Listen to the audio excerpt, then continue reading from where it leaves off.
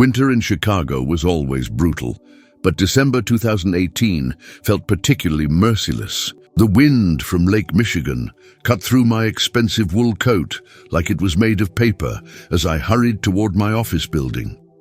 I had just landed the promotion of a lifetime at Morrison & Wright Financial, executive director at 35, the youngest in the firm's history. That morning, I decided to take the long route through Jefferson Park, wanting to savor my accomplishment with a coffee from that little place that made the perfect hazelnut latte. That's when I saw him. A boy, couldn't have been more than 12, sitting alone on a bench, wearing only a thin jacket despite the 17-degree weather. His fingers were blue at the tips as he clutched something wrapped in napkins close to his chest. I don't know what made me stop. Maybe it was the way he wasn't begging or asking for help, just sitting there with a determined look on his face. Like the cold was an enemy he'd decided to outlast through sheer willpower. "Hey," I said, approaching slowly. "You okay?" He flinched, instinctively pulling whatever he was holding closer. Now I could see it was a piece of bread. "I'm fine, sir," he replied, his voice surprisingly steady despite his shivering body. "You don't look fine," I said, taking off my scarf and holding it out. "Take it, I have others." He looked at the cashmere scarf, then at me with suspicious eyes. "What do you want for it?" The question broke something inside me. What kind of world had taught this child that kindness always came with a price tag? "Nothing," I said. "Just take it." He hesitated, then reached for it with trembling fingers. "Thank you, sir. I should have walked away then. I had a meeting in 40 minutes. But instead, I sat down beside him. "I'm Thomas. What's your name?" "Michael," he said, wrapping the scarf around his neck. It was comically large on him. "Why aren't you in school, Michael?" He looked away. "My mom's sick. Dad left last year. I'm bringing her this." He nodded toward the bread. "She hasn't eaten since yesterday." I felt a knot in my stomach. I thought about the $200 lunch I'd planned at La Maison with colleagues to celebrate my promotion. "Does your mom like soup?" I asked, pulling out my phone.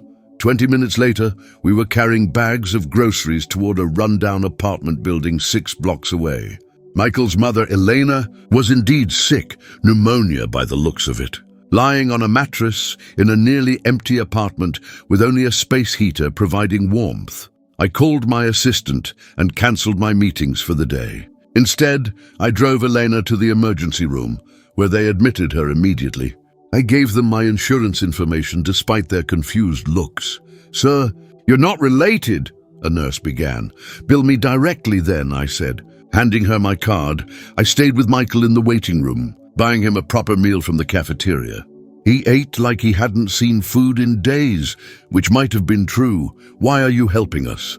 he asked, between mouthfuls of mashed potatoes. I thought about it. "Because someone should," I finally said. When visiting hours ended, I drove Michael back to their apartment. "I'll pick you up tomorrow morning at 8. "We'll go see your mom." "I don't understand," he said, clutching the extra food I'd bought him to take home. "You don't have to," I replied. For the next 2 weeks, I became a fixture in their lives. I drove Michael to school and picked him up. I visited Elena in the hospital, bringing flowers and books to pass the time. I paid for groceries and made sure their heat was fixed. I helped Elena navigate the paperwork for medical assistance she qualified for, but didn't know how to access. "Thomas," Elena said the day before her discharge, "how can we ever repay you?" "You don't owe me anything," I said. "Just get better. Take care of Michael." "We won't forget this," she promised, her eyes filled with a determination I recognized from her son.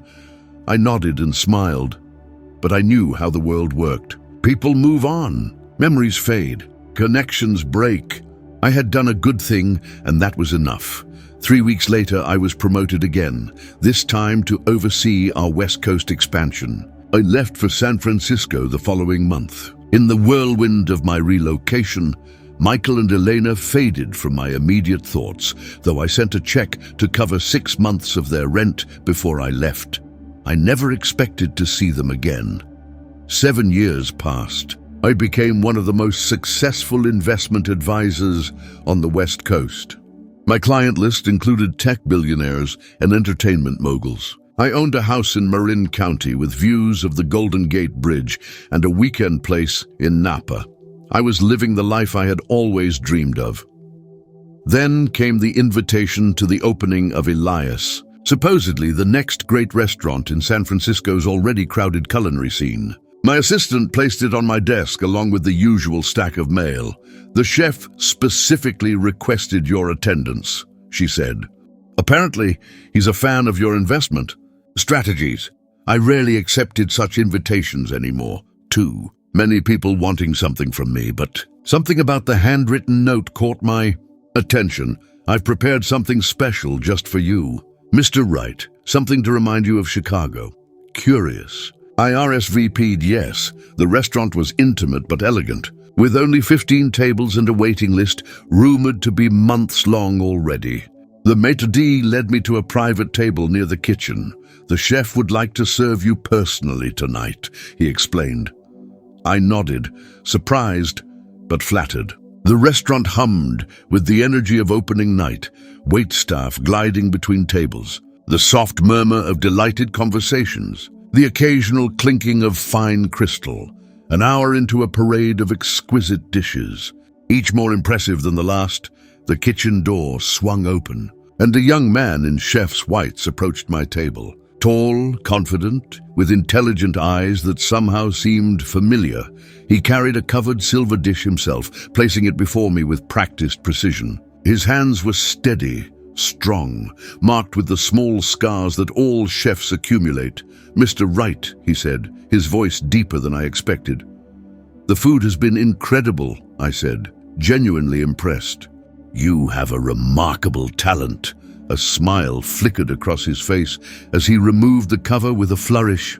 Before me sat a perfect plate of chicken piccata with roasted Brussels sprouts, exactly what I'd ordered for myself and Michael. At the hospital cafeteria 7 years ago, my confusion must have shown on my face. "You don't recognize me?" he said, holding the dish with a restrained smile. "I only hoped you'd remember the child on the park bench." The room seemed to tilt slightly. "Michael," I whispered. He nodded once, eyes bright. "The very same." I stood up so quickly I nearly knocked over my wine glass. "My God, look at you." He laughed, a warm, confident sound. "A bit different from the last time you saw me. When did you—" I gestured at the restaurant around us. "Culinary school. Then apprenticeships in New York and Paris. This—" He spread his arms to encompass the restaurant. "This is the culmination of a promise I made. A promise to my mother and to myself, that one day I would thank you properly." His expression grew serious. "After you left for California, I made a vow that I would find a way to repay your kindness. Michael, you never needed to." "I know," he interrupted gently. "You never asked for anything. That's precisely why it mattered so much." He sat down across from me, a move that would have been presumptuous from any other chef. "The check you sent before you left? My mother invested it in me, in cooking classes. She worked 3 jobs so I could focus on school." I was speechless. "She's here tonight," he continued, "in the kitchen. She runs the business side of things. Elena is here." I felt my throat tighten. Michael nodded. "And there's something else you should know." He reached into his pocket and pulled out a folded piece of paper, sliding it across the table. I opened it slowly. It was a stock certificate for a significant ownership stake in Elias Restaurant Group. "I don't understand," I said. "You're my silent partner," Michael explained. "Have been since the beginning. All the profit shares have been deposited into an account in your name." My mother insisted. She said, "When you help someone without expecting anything in return, the universe finds a way to return it tenfold." I stared at the paper, then at this remarkable young man who had transformed from a hungry child to a successful chef. "We've opened 3 restaurants in Chicago already," he continued. "This is our first in San Francisco. We chose it because of you. Michael, I found myself uncharacteristically at a loss for words. "You changed our lives by showing kindness when no one else would," he said simply. Now, I'd like to introduce you to someone. He stood and beckoned toward the kitchen. A moment later, Eleanor emerged, elegant in a simple black dress, her once tired eyes now bright with happiness and pride. "Thomas," she said, her voice warm with recognition. "You look exactly the same." I stood to greet her, but was surprised when she pulled me into a tight hug. "I always knew we'd find you again," she whispered. That night, as three of us shared a meal, Michael explained how he'd tracked me down, followed my career from afar, and built his restaurant empire with the silent intention of one day creating this moment, where the tables would be turned, and he could serve me. "The name of the restaurant, Elias," I said, suddenly making the connection. "It's an anagram of Elena and Michael's silent angel," he finished with a smile. "That's what my mother called you all these years." As I looked around at the beautiful restaurant, at the confident young chef and his proud mother, I realized I was witnessing something rare and precious. The full circle of a kindness returned, not out of obligation, but from genuine gratitude. "I have a confession," Michael said, as the evening drew to a close. "That private investment group that approached you last month about funding a new restaurant concept, that was us. We wanted to see if you'd recognize our proposal without knowing who we were." I laughed, remembering how impressed I'd been with their business plan. "You certainly caught my attention. So what do you say?" Elena asked, her eyes twinkling. "Ready to officially be our partner?"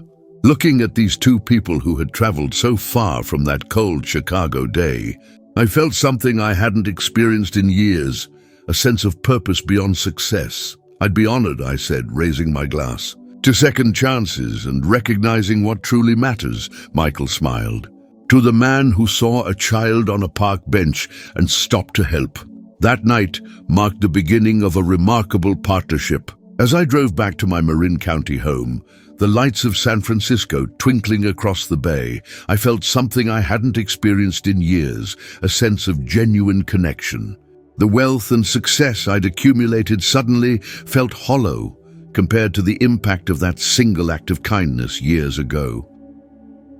The following week, I cleared my schedule to meet with Michael and Elena at their hotel suite overlooking the Embarcadero. They had transformed a suite into a makeshift office, with business plans and menu concepts covering every surface. "We've been planning this expansion for 3 years, Elena explained, sliding a leather portfolio toward me. Her business acumen was impressive.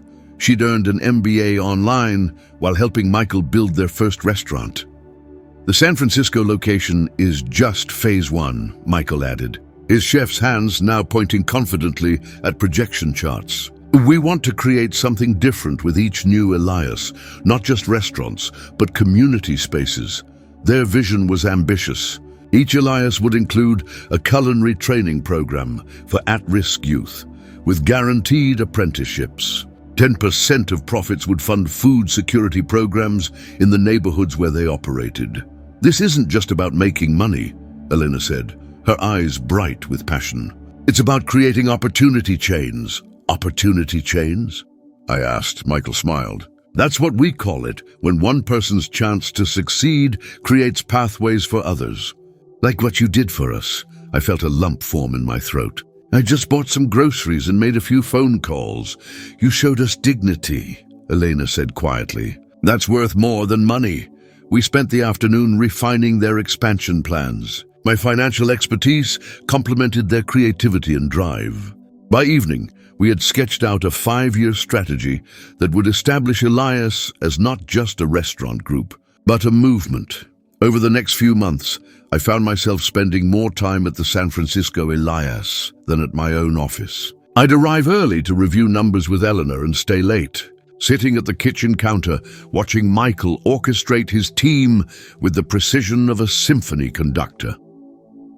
One evening in late autumn, as the restaurant emptied and the staff began their closing routines, Michael approached me with an envelope. "What's this?" I asked. "Open it," he said, an unusual nervousness in his voice. Inside was an invitation to a charity gala at the Chicago Cultural Center, specifically a fundraiser for homeless youth support programs. "They've asked me to be the keynote speaker," Michael explained. "I'd like you to come, to be there with us." "Of course," I said immediately. I'd be honored. What Michael didn't tell me, what I would discover later, was that the event was being hosted by Morrison and Wright Financial, my former employer. The chairman, Harrison Morrison, had become fascinated by the Elias success story and had personally sought out Michael as a speaker. Unaware of our connection, 3 weeks later, I found myself back in Chicago for the first time in 7 years. The city was just as I remembered. The wind still biting, the skyline still magnificent against the December sky. Michael had arranged for me to stay at the penthouse suite above their flagship restaurant in River North. The morning before the gala, Michael invited me to visit. Their very first location, a modest but charming space in the neighborhood where he and Eleanor had once struggled to survive. "This is where it all started," he said as we walked through the dining room. The restaurant was closed for a private event, a free cooking class for children from the local community center. In the kitchen, a dozen kids around the age Michael had been when I met him were learning to make pasta from scratch. Their faces were bright with concentration and flour-smeared joy. "We do this every week," Michael explained, "and every summer we select 2 students for culinary scholarships." At the back of the kitchen, I spotted a small bronze plaque on the wall. It read simply, "For TW who stopped when others walked by, December 2018. The staff thinks it's the name of a beloved pet or something," Michael said with a grin. "Only Mom and I know." That evening, the Chicago Cultural Center glowed with warmth and opulence. Crystal chandeliers cast golden light across marble floors as Chicago's elite mingled and bid on auction items. The Morrison and Wright logo was prominently displayed on banners and programs. I hung back, watching from a distance as Michael and Elena worked the room. They moved with easy confidence among people who, 7 years ago, wouldn't have spared them a second glance. Michael in his perfectly tailored tuxedo, Elena radiant in midnight blue. Both of them light years away from that cold apartment with the broken heater.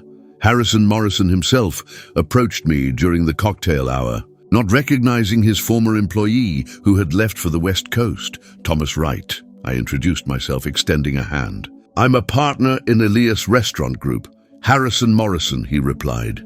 "Morrison and Wright. We're sponsoring tonight's event. The young chef's story is remarkable, from homeless to culinary star. Makes for excellent PR for our community initiatives." I merely smiled, watching as realization slowly dawned on his face. "Wait, Thomas Wright. From our San Francisco division?" "Former division," I corrected gently. "I left about 7 years ago," his brow furrowed. "And now you're involved with Elias? That's quite a career shift." Before I could respond, the lights dimmed, signaling guests to take their seats for dinner and the program. I found myself at the head table with Michael and Elena, directly across from Morrison and the other executives from my former firm. The dinner was exquisite. Michael had designed the menu himself. Between courses, auction items were presented, raising hundreds of thousands for youth programs. The energy in the room was electric with generosity and self-congratulation. Finally, it was time for the keynote address. Michael rose to a warm round of applause, stepping confidently to the podium. "Thank you all for being here tonight," he began, "and for opening your hearts and wallets to support Chicago's youth." He paused, scanning the room with purpose. "My story begins on a park bench not far from here, on a December morning much colder than tonight." The room fell silent as Michael spoke. He described the desperate circumstances that had led him to that park bench. His mother's illness, their poverty, the system that had failed them repeatedly. He spoke without self-pity, his voice strong and clear. "That morning I had taken the last piece of bread from our kitchen to bring to my mother. I was trying to decide whether to eat my half or save it all for her when a man stopped. In front of me, my chest tightened as Michael's eyes found mine across the ballroom. This man was clearly successful. Expensive coat, leather briefcase, the confident walk of someone with somewhere important to be. 1,000 people like him had walked past me before, but this one stopped. This one saw me, I felt the weight of Harrison Morrison's gaze as he followed Michael's line of sight to me. What happened next changed the trajectory of my life. Michael continued. This stranger took me to get food, real food, not just bread. He drove my mother to the hospital. He paid for her treatment. He made sure we had heat and electricity. He drove me to school and helped us navigate assistance programs. Michael paused, his composure momentarily slipping, and then, when he received a promotion that would take him across the country, he sent a check that covered 6 months of rent. He didn't know it, but that check did much more than keep a roof over our heads. My mother used part of it to enroll me in cooking classes at the community center. She said, "Michael, that man invested in us. Now we must invest in you." The room was absolutely still. I could feel moisture gathering in the corners of my eyes.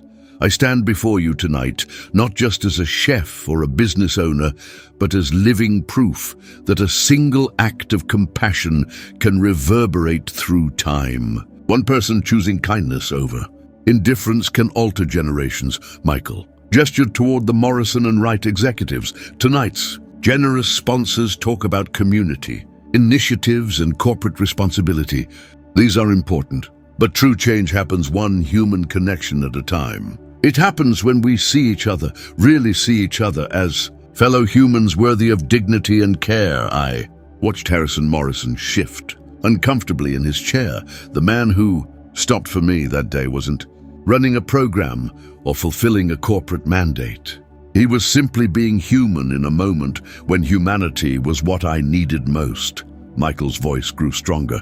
That man is here tonight. He didn't know I would be speaking about him. He doesn't seek recognition, but I believe we should celebrate, not just those who write large checks at galas, though we're grateful for those too, but those who perform the quiet acts of kindness that truly change lives. My heart hammered against my ribs as Michael extended his hand toward me. "Thomas Wright, would you please join me?" The spotlight found me as I rose on unsteady legs. The walk to the podium felt endless, every eye in the room tracking my movement. When I reached Michael, he embraced me tightly. "This is the man who saved my life," he said into the microphone. Not with grand gestures, but with the simple recognition of my humanity. The applause began slowly, then built to a thunderous standing ovation. Elena joined us at the podium, tears streaming openly down her face. When the room finally quieted, Michael continued, "Tonight, I'm pleased to announce the establishment of the Right Opportunity Chain, a foundation that will provide comprehensive support to 50 families in crisis each year. Not just food or temporary shelter, but the holistic assistance and genuine connection that can transform lives. Just as Thomas transformed ours." He turned to face the Morrison and Wright table directly, "And I'm especially pleased that Morrison and Wright Financial has agreed to be our first corporate partner with a founding contribution of $5 million. The look of shock on Harrison Morrison's face was priceless. This was clearly news to him. Yet with hundreds of eyes upon him, with cameras documenting the moment, what choice did he have but to nod and force a smile? Michael had outmaneuvered him completely. I bit back a smile, impressed by the strategic brilliance of it. Elena squeezed my hand, a mischievous glint in her eye that told me she'd been in on the plan all along. Later, at the after-party in the original Elias restaurant, Harrison Morrison cornered me by the bar. "That was quite a performance," he said, his smile tight. "You didn't mention your connection to the chef when we spoke earlier." I sipped my whiskey. "You didn't ask." $5 million, he muttered. "The board will have questions. The PR value alone is worth twice that," I replied evenly. "And I seem to recall Morrison and Wright's mission statement includes something about uplifting communities through strategic partnership." His eyes narrowed. "You were always clever, Wright. Too clever for middle management, which is why I wasn't sorry to see you go west." He straightened his tie. "But I have to admit, your investment in the boy paid off spectacularly." "That's where you're wrong, Harrison," I said quietly. "It was never an investment. It was simply the right thing to do, Before he could respond, Michael approached, champagne glasses in hand. "Mr. Morrison, I wanted to personally thank you for your generous contribution. I've already had calls from 3 other financial institutions wanting to match it."